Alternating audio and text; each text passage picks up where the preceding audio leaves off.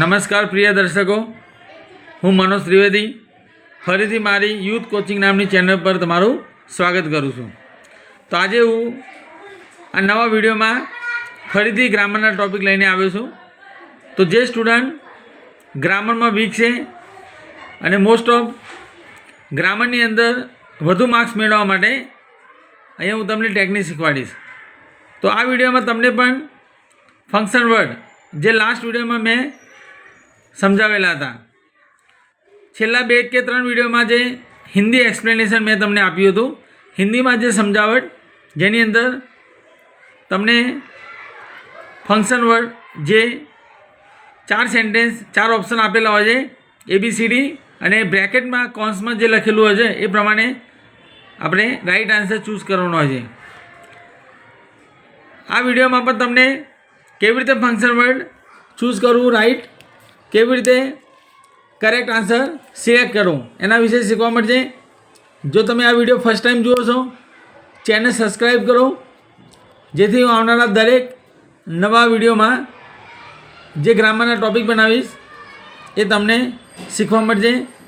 તરત તમને મારા વિડીયો વિશે નોટિફિકેશન મળશે. જો વિડીયો તમને પસંદ આવે લાઈક કરો, શેર કરો, સબસ્ક્રાઈબ કરો. અહીંયા આ વિડીયોમાં જે તમે જોઈ શકો છો 55 નંબર છે, તો 55 થી 57 એટલે આપણે આ વિડીયોમાં 3 પેરેગ્રાફ શીખીશું. ત્યારબાદ બાકીના નેક્સ્ટ વિડીયોમાં શીખીશું. બીજું, જો તમે ગ્રામર શીખવા માટે એટલા એક્સાઇટેડ છો તો વિડીયો શરૂઆતથી અંત સુધી જુઓ, starting to ending. Watch my video from starting to ending fully, absolutely. This is my surety. You would be happier and you will be pleased to see it. તો અહીંયા તમે જોઈ શકો છો કનુભાઈ અને મિસ્ટર શાહ વચ્ચે વાતચીત છે. કનુભાઈ કહે છે, હવે વાક્ય આપણે ચૂઝ કરવાનું છે કારણ કે ઓલરેડી બ્લેન્ક આપી છે. બ્રેકેટમાં તમે જોઈ શકો છો enquiring about duration. Enquiry about duration એનો મતલબ થાય છે સમયગાળા વિશે પૂછતાછ કરવી.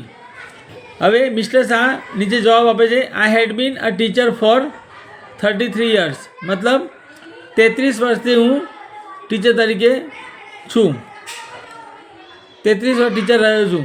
તો અહીંયા તમે જોઈ શકો છો જે આન્સર આપે છે એમાં 33 years આપે છે. તો આપણે પ્રશ્ન એ રીતે બનશે, કેટલા સમયથી એનું ઇંગ્લિશ આપણને આવડવું જોઈએ.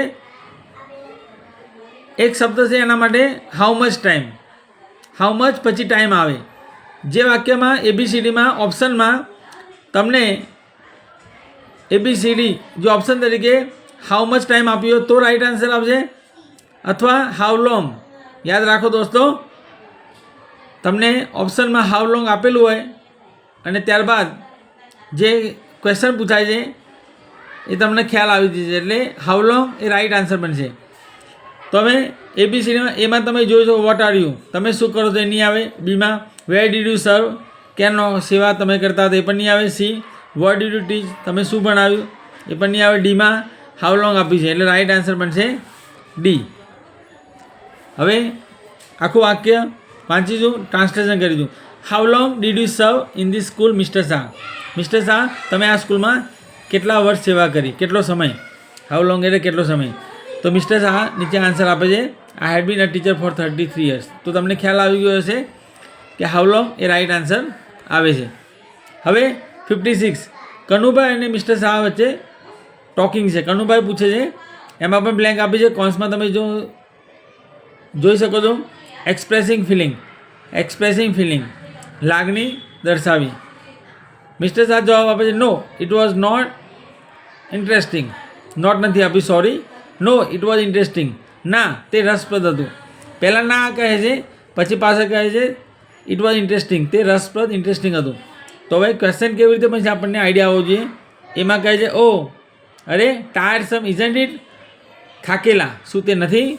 બીમાં કહે છે વાય વોઝ ઇટ ટાયરસમ, કેમ તે થાકેલા હતા.